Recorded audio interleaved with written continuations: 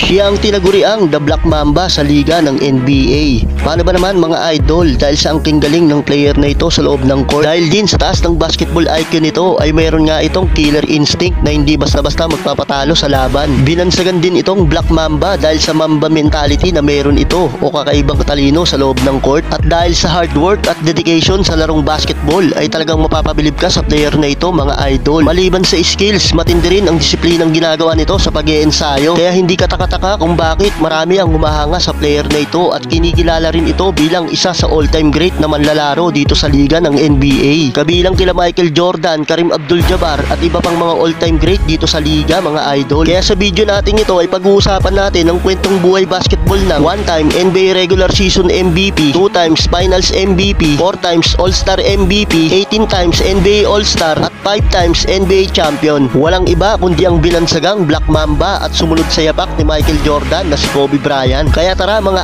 idol, umpisahan na natin ito. Simulan ulit natin sa batang Kobe. Si Kobe Bean Bryant, siya ay pinanganak sa Philadelphia, Pennsylvania, United States. Buwan ng August 23 taong 1978. Bata pa nga lang si Kobe mga idol, katulad ng iba ay maaga rin itong na-expose sa larong basketball. Dahil basketball player din ang kanyang ama na si Joe Bryant na isa din noong NBA player at nakilala sa bansag na Jelly Bean. At sa edad na 6 na taong gulang ni Kobe nang lumipat ang pamilya Bryant sa Italia. Dahilan na rin ng paglipat sa European basketball ng kanyang ama na si Joe Bryant. At nung magretiro na nga sa basketball ang ama ni Kobe ay nagdesisyon ng pamilya na bumalik na nga ng Amerika upang doon na nga manirahan. Fast forward na tayo mga idol. Mapunta na tayo sa basketball high school career ni Kobe kung saan nagumpisa ang kanyang basketball journey nang mag-aral na ito sa Lower Merion High School. At sa kanyang high school career nang pamunuan niya ang kanyang kupunan at tinanghal pa nga itong Pennsylvania Player of the Year dahil sa pag-a-average niya ng mga numerong 31 points, 1 points per game, 10.4 rebounds per game, 5.2 assists, 3 blocks per game at 2 steals per game. Hindi lang yan mga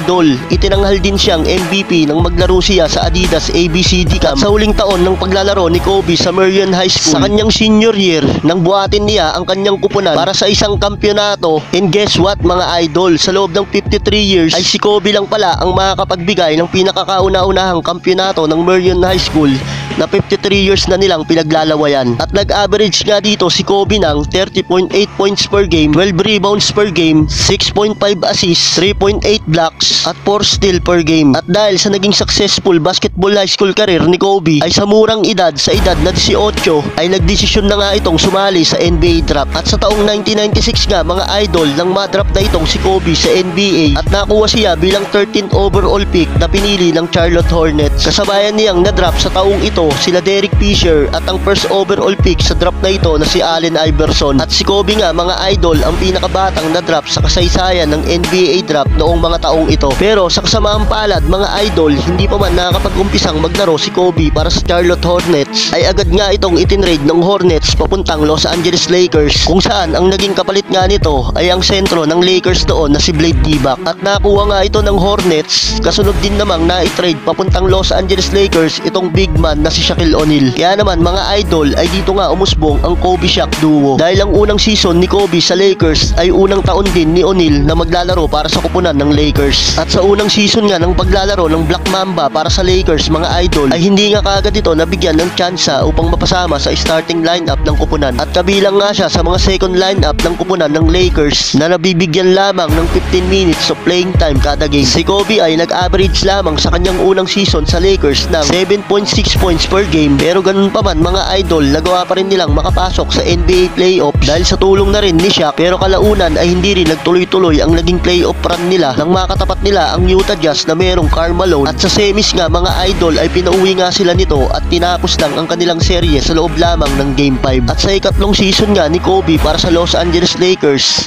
1998 to 1999 NBA season, ito na yung taon na unti-unti nang lumalabas ang mamaw na laruan ng Black Mamba. Sa mga panahon ring ito ay tiwala na sa kanya ang kanyang kupunan. Mula sa second unit ay inilagay na siya sa starting 5 ng kanyang kupunan. Binigyan na rin siya ng Lakers ng quality minutes na 38 minutes of playing time per game. Dahil dyan mga idol, biglang angat sa 19.9 points per game, 5.3 assists, 1.4 steals per game ang stats ni Kobe sa mga panahong ito. Sa mga panahon ding ito ay maganda rin ang naging run ng kanilang kupunan sa regular season at nakuha nga nila ang ika-4 na pwesto sa West para tuluyang makapasok sa playoffs. Nagawa naman nilang makaabante dati sa playoffs, kaya lang pagtapak nila sa semifinals nang makabangga nila ang kupunan ng San Antonio Spurs at winalis nga lang sila nito nang walang kahirap-hirap mga idol. Sa madaling sabi nga mga idol, sa tatlong seasong pagsasama ng Kobe Shaq duo ay bigo pa rin silang makasungkit ng kampyonato. Pagpasok ng 1999 to 2000 season ay gigil na si Kobe at Shaq. Ito na rin yung taon na pinagarian nila ang buong West. Nang dominahin ng Kobe Shaq duo ang buong Western Conference, dahilan kaya napwestuhan nila ang number 1 spot sa buong West. Tinapos ng kanilang kupunan ang regular season sa record na 67 to 15 win-loss record at nag-average si Kobe dito ng 22.5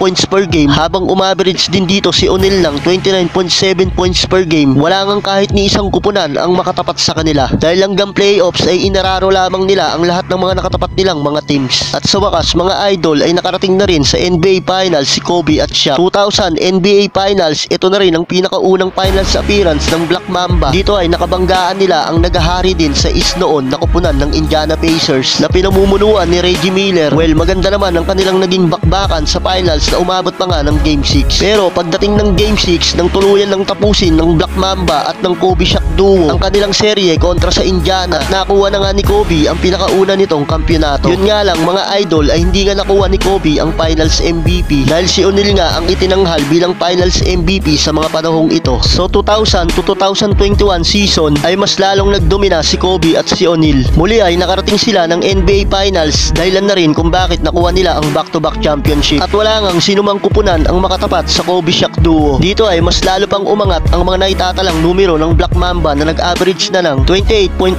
points per game at pagtapak nila muli sa 2001 NBA Finals nang makabakbakan naman nila ang kupunan ng 76ers at makakatapat nga niya dito ang kasabayan niyang na-drop bilang first overall pick na si Allen Iverson. At sa kanilang bakbakan sa finals mga idol ay hindi nga sa kanila nakaporma ang 76ers at ang duo nito na si Allen Iverson at Dikembe Mutombo. Matapos nilang ilang paso ang 76ers sa finals at isang beses nga lang nilang pinadila ito ng panalo. At sa loob lamang ng Game 5 nang tuluyan na nilang pauwiin ng 76ers. At sa pagkakataong ito na rin ang ikalawang kampyonato para sa Black Mamba. Pero sa kasamaang palad ay bigo pa rin si Kobe na makuha ang finals MVP dahil kay Shaq pa rin ito napunta. 2001 to 2002 season na isagad pa ng Black Mamba at ng Kobe Shaq duo ang kanilang pagdodomina sa liga ng NBA. At sa season ding ito ay muli silang nakaabot sa NBA Finals kung saan nakabakbaka naman nila ang kupunan ng New Jersey Nets na pinamumunuan ng tatlong best player nila na si Richard Jefferson, Kenyon Martin at Jason Kidd. Well, sa kanilang ang pagtatapat mga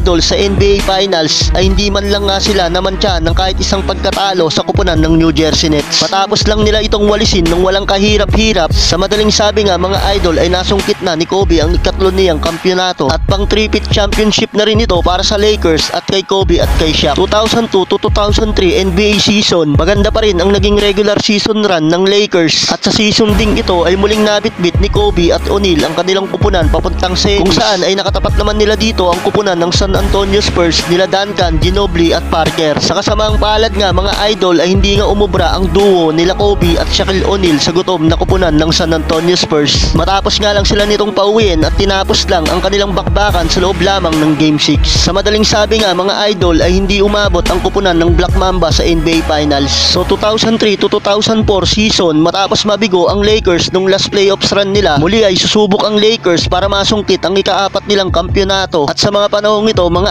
idol, nang maidagdag pa ng Lakers sa kanilang roster ang dalawang star player nila na si Karl Malone at Gary Payton. At dahil sa pagkuha nila ng dalawa pang star player ay mas lalong ang pinangilagan ng ibang kupunan ang Los Angeles Lakers. At sa mga panahong ito ay napwestuhan nila ang number 2 seed sa West at tinapos nila ang kanilang regular season run na may 56 to 26 win-loss record. Nag-average si Kobe dito mga idol ng 24 points per game at pagtapak nila muli sa playoffs ay mas lalong nanggigil ang Black Mamba at ang Lakers. Matapos nilang pataubin lahat ang mga nakatapat nila mula sa first round hanggang sa semis ay itinaob lamang nila ang mga humarang sa kanila at muli mga idol ay nakatapak sila sa 2004 NBA Finals. At dito mga idol ay nakabanggaan naman nila ang mga astig na player ng Detroit Pistons na pinamumunuan ng kanilang star player na si Ben Wallace. At sa kabila nga ng pagiging unbeaten ng Lakers noong regular season at playoffs ay wala namang kahirap-hirap na itinaob lamang sila ng kupunan ng Detroit na tinapos lang ang kanilang tapatan sa loob lamang ng Game 5 at isang beses nga lang nakatila ng panalo ang kupunan ng Black Mamba mga idol. At sa pagkakataong ito ay bigo na naman si Kobe at ang kupunan nito na masungkit sana ang ikaapat nilang kampyonato. Kaya 2004 to 2005 NBA season nang mabuwag na ang Kobe Kobe Shaq duo. At sa mga panahong ito nang lumipat na ng ibang kupunan si O'Neal at na-trade nga ito papuntang Miami Heat. Sa madaling sabi nga mga idol, si Kobe na lang ang naiwang nag-iisang superstar sa Lakers dahil sa mga panahong ito ay nagretiro na rin si Karl Malone at umalis na rin sa Lakers si Gary Payton. Kaya naman sa unang season ng pagsosolo ni Kobe sa Lakers na walang kasamang superstar ay inalat nga ang Lakers at hindi nga sila nakapag-qualify sa playoffs mga idol. At sa mga sumunod at sa mga nagdaan pang mga ilang mga season ay mag-isa pa rin pinapasan ng Black Mamba ang kanyang kupunan. Well, nagpapapasok naman sila sa playoffs pero sa kasamaang palad ay hanggang first round nga lang ay nalalaglag din sila. At sa mga panahong ito ay marami ang nagdududa sa kakayahan ni Kobe kung kaya ba niyang bumuhat ng isang kupunan kahit wala si Shaquille O'Neal. 2005 to 2006 season nang gumawa ng history itong si Kobe mga idol. Kalaban nila ang Toronto Raptors nang maitala niya ang kanyang greatest average career points. At gumawa nga siya dito ng 81 points sa isang game lamang. Dahil dyan mga idol ay napabilang siya sa mayroong pinakamalaking nagawang puntos sa kasaysayan ng NBA. At pumangalawa nga siya kay Will Chamberlain na nakagawa ng 100 points sa buong kasaysayan ng NBA. So 2007 to 2008 season nang makita ng pag-asa ang Lakers at si Kobe. At sa pagkakataong ito ay nakatagpo ng panibagong barkada ang Black Mamba sa katauhan ng Spanish superstar na si Pau Gasol. Matapos ngang makuha ng Lakers si Gasol at sa mga panahon ngang ito ay makakatulong ito ni Kobe para masungkit ang kampyonato. At sa unang pagsasama ng Kobe Gasol tandem mga idol ay muling nakabalik sa pagiging championship contender ang Lakers matapos silang magdomina sa buong West upang kunin nga nila ang number 1 spot at nag-record ang kanilang kupunan ng 57 to 25 win-loss record para pagharian nila ang buong West. At nagtala ang Black Mamba sa kanyang regular season run ng 28.3 points per game at sa season ding ito ay nakuha din ni Kobe ang regular season MVP. Pagpatong nila muli sa playoffs ay walang balak pumareno si Kobe at ang Lakers at isa-isa nilang pinataob ang mga nakatapat nila hanggang sa muli nga silang nakarating sa NBA Finals. Pagtapak nila ng NBA Finals nang makabakbakan naman nila ang kupunan ng powerhouse team na Boston Celtics na pinamumunuan nila Paul Pierce, Kevin Garnett at Ray Allen. Dito rin mga idol ay nabuhay ang matagal nang natutulog na rivalry sa pagitan ng Lakers at Boston. Sa kanilang ang pagsasalubong sa finals mga idol ay naging solid ang kanilang naging bakbakan. Sa kasamaang palad nga ay bigo ang Lakers at ang Black Mamba na masungkit ang kampyonato dahil tinalo nga sila ng Boston at tinapos lamang ang kanilang serye sa loob lamang ng Game 6. Kaya naman bigo na naman si Kobe at ang Lakers na makakuha pa ng isang kampyonato. 2008 to 2009 NBA season, gigil ang duo na makabawi sa pagkabigo nila noong last finals. Sa pagkakataong ito mga idol muli silang nagdomina sa buong West. Muli ay pinagharian nila ito at muling nakuha ang pinakaunang pwesto sa West at tinapos nila ang kabuuan ng regular season na mayroong 67 to 17 win-loss record. Pagtapak nila muli sa playoffs ay hindi nga nila kinawaan ng mga nakaharap nilang mga teams at isa-isa nga nila itong pinataob. Sa pagkakataong ito muli nilang nabitbit ang Lakers sa huling kanto ng liga. Dito ay nakaharap nila ang kupunan ni Dwight Howard na Orlando Magic. Sa madaling sabi nga mga idol ay hindi nga nila pinaporma ang Orlando Magic at si Dwight Howard na sa mga panahong ito ay nasa prime ng kanyang karir. Sa katunayan nga mga idol isang beses lang nilang pinalasap ng panalo ang Magic at tinapos lang ang kanilang bakbakan sa loob lamang ng Game 5 at nakuha na nga ni Kobe ang ika-4 niyang kampyonato at sa kauna-unahang pagkakataon ay naitanggal din siya bilang Finals MVP. So 2009 to 2010 season hindi pa tapos si Kobe at ang Lakers. Sa pagkakataong ito ay muling nakarating ng NBA Finals si Kobe at ang Lakers. Dito ay gigil na makaresback si Kobe sa kupunan ng Boston Celtics na nagpadapa sa kanila nung nakaraang finals. At sa kanilang bakbakan ay hindi na nga pumayag ang Black Mamba na hindi makaresback sa Boston kung saan mga idol ay walang kahirap-hirap nga lang nila itong winalis at tinapos lang ang kanilang serye sa loob lamang ng 4 na laro. At ito na nga ang panglimang kampyonato ni Kobe at nakuha din niya ang back-to-back Finals MVP award. At ang season ding ito mga idol ang pinakahuli ng kampyonato ng Black Mamba dahil sa mga tatlong sumunod na season mula 2011 hanggang 2013 ay inalat na ang Lakers at hanggang semis na lang sila umaabot. At pagdating ng 2013 season mga idol nagkasunod-sunod na ang injury ni Kobe. At sa laban nila kontra sa Warriors noong April 12, 2013 nang magtamo ng Achilles injury ang Black Mamba dahilan kung bakit na sideline na nga ito at di na nakapaglaro sa kanilang playoffs game. At dahil sa pagkawala ni Kobe ay winalis nga lang ng San Antonio Spurs sa first round ng playoffs ang Lakers. At buwan ng Disyembre ng 2013 season nang mag-comeback si Kobe mula sa Achilles injury subalit makalipas lamang ang ilang linggo sa pagbabalik sa injury sa laban ng Lakers kontra sa Memphis Grizzlies nang magtamo naman ito ng tibial plateau injury. Ito nga yung fracture o damage sa kanyang tuhod mga idol. At halos ilang game nga lang ang inilaro ni Kobe nung mga panahong ito at sa taong 2014 ng March nang tuluyan nang hindi makapaglaro si Kobe. Kaya naman naman patuloy nang inalat sa playoffs ang Lakers. Sa 2015 season, muling nakabalik sa dati niyang form si Kobe. At sa pagkakataong ito ay umalis na rin sa Lakers ang kabarkada nitong si Pau Gasol. Si Kobe ay nagposte pa ng mga numerong 22.3 points per game. Pero sa mga taong ding ito, mga idol, ay hindi na nga nagawa pang bitbitin ni Kobe ang Lakers kahit man lang sa playoffs. Sumubok pa naman si Kobe ng isa pang season, 2015 to 2016 season. Si Kobe ay 37-year-old na sa mga panahong ito dahil na rin sa kanyang edad, mga idol, at sa mga natamo niyang injury ay hindi na siya ganoon ka-agresibo at nag-average na lamang siya ng 17 points per game. At sa kalagitnaan nga ng season, buwan ng April 13, 2016, ito na ang huling laro ng Black Mamba kalaban nila dito ang Utah Jazz, kung saan ay nakapag-poste pa ito ng 60 points. At dito rin inanunsyo ni Kobe ang pagre-retiro niya sa mundo ng basketball sa NBA. At sa speech nga ni Kobe ay pinasalamatan niya ang lahat at nag-iwan ng mga katagang. At opisyal na ngang nagretiro ang Black Mamba na si Kobe Bryant sa liga. Pero isang malungkot na pangyayari sa taong 2020, isang araw pagkatapos ma-break ni LeBron James ang record ni Kobe Bryant bilang pang-apat sa all-time scoring leader sa history ng NBA. January 26, 2020, ang balitang ikinalungkot at ikinagulat ng buong mundo nang pumanaw na ang nag-iisang Black Mamba na si Kobe Bean Bryant. At halos talagang hindi makapaniwala ang lahat na iniwan na tayo ng nag-iisang Black Mamba ng NBA, mga idol.